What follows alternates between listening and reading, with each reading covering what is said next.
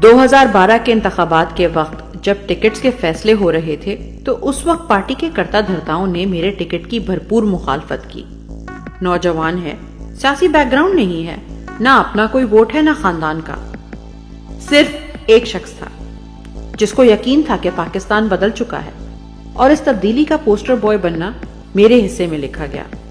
کافی بڑے گھروں میں خطرے کی گھنٹیاں بجیں۔ ان کی نسلوں کے مستقبل کا سوال تھا۔ الزامات کی بوچھاڑ، جعلی ڈگری سے لے کر غلیظ ذاتی حملے ہوئے۔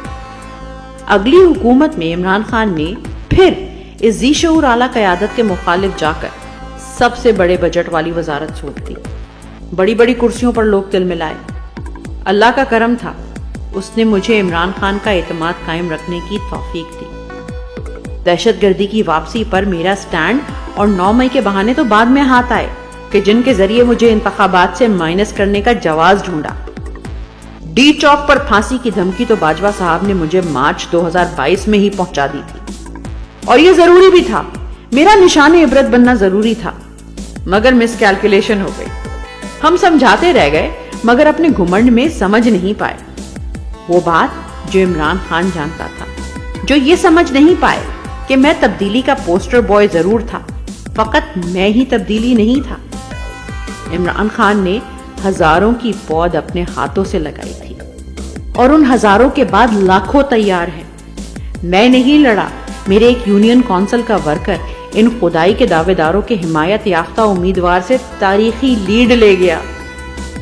جن خاندانوں کو اتنے سال گھاک سیاستدان نہیں ہرا سکے، آج اس بلور خاندان سے جیت کر یوتھ ونگ کا صدر مینا خان آفریدی حلف لے رہا ہے۔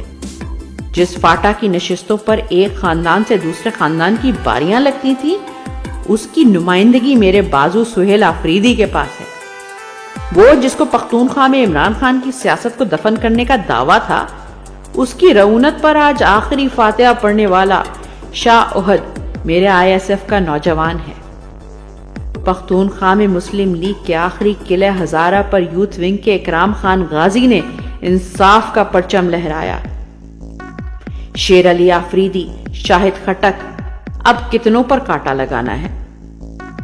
مجھے انتخابات سے باہر کر دیا اور میدان سے بھی ہٹنے پر مجبور کر دیا، لیکن شور کم ہوا کیا؟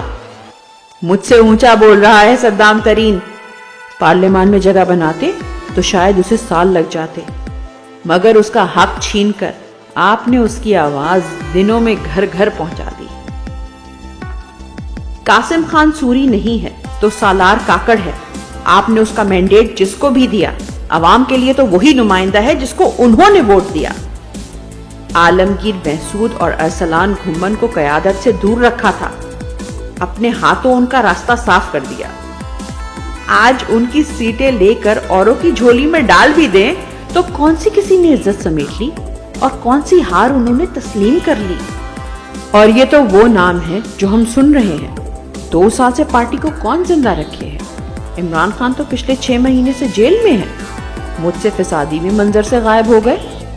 جن پر تکیہ تھا وہ بڑے بڑے نام توڑ دیے۔ لیڈر نہیں رہے۔ کوئی حرص و ہوس میں لڑک گیا، کوئی جبر کے سامنے ہار گیا، کسی نے گھر بار کی عزت بچا لی تو کوئی آل اولاد کے نام پر ٹوٹ گیا۔ ایک سہارا تھا، انتخابی نشان کہ کھمبے کو بھی ملا تو لوگ سر آنکھوں پر بٹھائیں گے، وہ بھی لے لیا۔ پھر کون تھا جس نے گاجر، مولی، گائے، بھینس، چمٹے، پیالے گھر گھر پہنچائے؟ پاکستان کی عوام بچے بچے کو ازبر تھا کہ عمران خان کا نشان کون سا ہے۔ فقط جوان نہیں، 8-10 سال کے بچوں کو بھی علم ہے کہ عمران خان کیا ہے۔ ایک مراد سعید خاموش ہوا تو اتنی زبانیں کھل گئیں۔ اتنی زبانیں کھینچو گے تو کتنے سر گویا ہوں گے، کوئی اندازہ ہے؟ آج سے 10 سال پہلے ایک بڑے صحافی کا فون آیا تھا، دکھی تھا۔ ایک بہت بڑے سیاستدان نے کہا تھا، دیکھو یہ کیسے لوگوں کو لے آیا ہے عمران خان پارلیمان، اب یہ بیٹھیں گے ہمارے برابر؟ آج اور بھی تل ملا رہا ہے۔ عمران خان نے اس کے ولی عہد کی تاج پوشی کے امکانات خاک کر دیے ہیں۔ بہت سو کے قدموں تلے زمین سرکی ہے ابھی۔ جب یہ ہاتھ تھکیں گے، جو کہ تھکیں گے کیونکہ انہیں بڑا بھی خدائی کا دعویٰ ہو، ہیں تو یہ بھی انسان، جب یہ ہاتھ تھک جائیں گے تو گمنامی کے اندھیروں میں گم ہونے کی خواہشوں کو زبان ملے گی۔ تب تک جمے رہنا ہے، منزل پر نظر رکھنی ہے، اپنا حق واپس لینا ہے۔ برابر نہیں، برتر ہو تم، مالک ہو تم۔